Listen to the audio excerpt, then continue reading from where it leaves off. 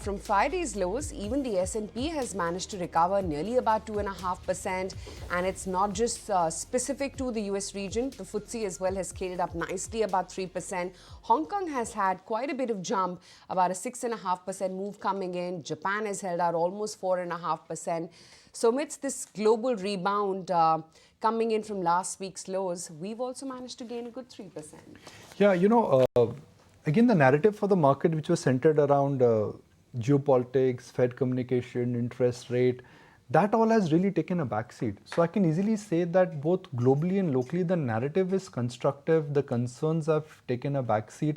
And the fact that crude is down and equities are up and gold is stable and there is no large spike in bond yield, it just tells you that things are stable. And that's what you want to see. You want to see markets stable, calm, and steady. So markets are looking steady, and for a change, nobody is talking about macros. Nobody is talking about what could happen on the geopolitical front, and everybody seems to be getting excited about the fact that benchmark indices, either they've reclaimed new highs in some specific cases or are course to make a new high. So you would have to say that if bulls were edgy last week, they pretty much are back in the catbird seat. I mean, they are in the driving seat again. Yep, so I guess a lot of those concerns are now behind us, and we have seen a pretty interesting journey from the lows to the highs, be it with the FII flows, the kind of positioning that we're seeing in the index futures, or even when it comes to the Brent crude prices. And that played out, and in yesterday's trading day, we were holding out in the green. It was actually the broader markets, you could say, that took center stage, because when it came to the frontliners, heavyweights like an HDFC Bank or, for instance, Reliance Industries, that's what really kept the move for the index at bay. But this series, so far, as we're inching close to expiry, it's been the Nifty Bank that's managed to hold out about 2.5%, despite the fact that HDFC Bank hasn't quite contributed. You had the small cap index actually that hit a high for the first time in 2 months. So it's been the broader end of the market, maybe in yesterday's trade, that took leadership, and maybe had it not been for HDFC Bank, there would have been a further move in the Nifty Bank. Well, now we can look at yesterday's market and say, okay, where we stand. But I would say that let's expand the horizon to just give the broader bird's eye view. And the broader bird's eye view is that you got to compare the market from where it was in the month of March versus where it is. March, why? Because you saw sell-off in the month of March. Remember that mid-air turbulence. I still remember that it was, I think we had the Birla event and the markets really sold off, and everyone thought that, okay, the small cap bull market is over and we could be in for an prolonged or a slightly longish streak of volatility. That is not happening. This is how markets have been. In the month of March versus now, what has changed? I guess the stocks are back to those levels, but the positioning of the market, I think, is nowhere close to what we saw in the month of March. So stock prices have come up, but commitment levels are low, and that is a clear indication of what the market is. So surely this market from the month of April has managed to climb the wall of worry on the macro front. Prices have come back, FIs have sold out, and there is no participation. So you're reaching that patch of the market where now, are we at that turn where the compulsive Johnny come lately or the FOMO crowd is going to be coming, or they're going to be now desperate to come there? I think we are reaching there. Because 15 days, we did see a macro ripple. That macro ripple has got settled. The Fed commentary has got digested. US markets have become stable. Price points have come back to those levels, and the sheer feeling of feeling left out. Arey, markets recover ho gaya, what are we? We need to come back. I think that would be at play. The only concern is FIs are selling, which will be restricting the market upside in a hurry. So it will be 2 steps forward, 1 step back, or it could be 3 steps forward, 1 step back. But it's a step forward rather than a step back kind of a market we are in. But irrespective, the kind of sharp slide that you're seeing in India VIX is also showing you the broader consensus on India. Yeah, I mean, just think about it, right? FIs are selling. There is just no concern in the market ahead of a market moving event like assembly election. VIX coming down means that markets are feeling confident, right? Markets are going up at a time when FIs have been relentless. They've been relentless sellers in the cash market and in the F1 market. So what does that tell you? That just tells you that markets are convinced that the local crowd, which is HNI, retail, DII, or maybe a combination of all, they are standing tall and they are now the new ledge on which these markets are rallying. A, event risk is just not there.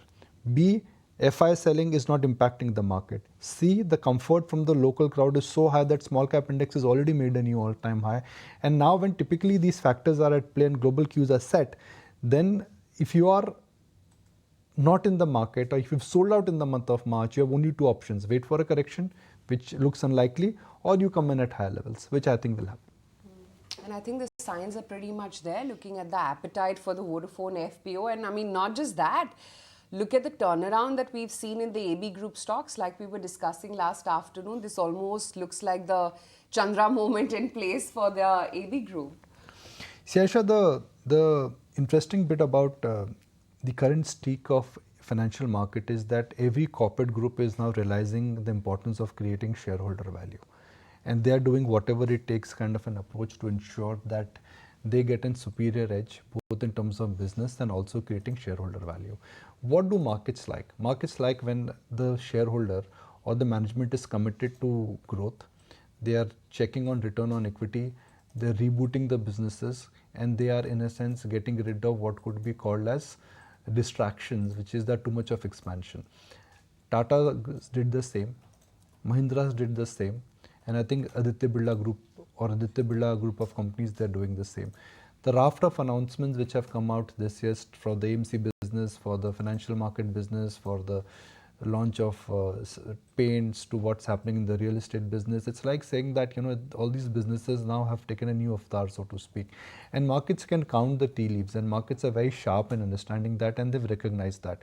So it's no mean feat when you see a 40% move in Century Textile, 30% move in Aditya Birla Capital, 20% move in Hindalco. So without getting into this whole repetitive sequence of what the announcements are, my point is that this becomes a group for me where markets are telling you that the rate of change is going to be slightly more constructive and looking at the announcements. So I'm not saying that, okay, what happened to Tata Group of stocks and what happened to, let's say, Mahindra Group of stocks, the same will happen to Aditya Birla Group of stocks. It's not going to happen this way, but purely in terms of an market, this group now will be occupying center stage largely because of the news, announcements, and the kind of restructuring what they are doing. The problem for them was Vodafone and over dependence on commodity cycle, which is what they're reducing right now. Yeah, there's been the demerging in AB fashion, industry capacity targets have been upped when it comes to Grasim, so across the group. And then, of course, we've spoken about Vodafone extensively with respect to the infusion of funds. But that aside, that's the turnaround in the AB group of stocks. Lots to monitor. We'll be reacting to some quarterly performances as well. For instance, when it comes to results, it's been pretty robust for a 361 across the board. Inline set of numbers for Tata Consumer and a bunch of weak set of earnings. Mid-cap IT like Tata Elxsi, Cyient has suffered, MCX, ICICI Pru Life, and then today, Nikunj, HUL, LTI Mindtree, and then there's Axis Bank. You know, HUL is like it's India's biggest FMCG company with all due respect, but from a market curiosity, it is not something which really matters, at least in the current juncture. Markets know that they are going through they're facing a slowdown. Some of that is engineered and some of that is what is happening in the rural market.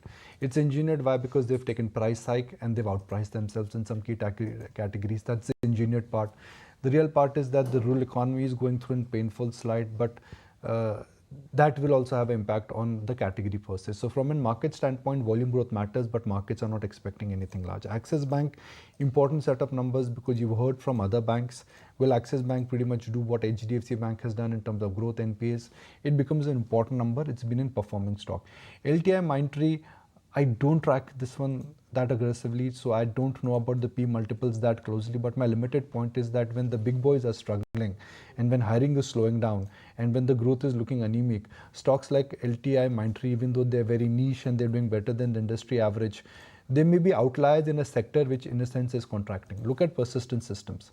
Nothing wrong with the numbers, yet the stock fell. TCS, good numbers, and the stock did not react. Infosys, bad set of numbers and the stock plunged. The sector right now has got has got a headwind, and typically when a sector has a headwind, stocks will always be under pressure, so to speak. You're in that market where the winds are out of the sail of IT. They're moving in the wrong direction. When the sector is in a bull run, small amount of earnings miss is also ignored. So for IT, good news will be ignored, bad news will be amplified. That's the way I look at things. Okay. If you like this video, then like, share and subscribe to ET Now.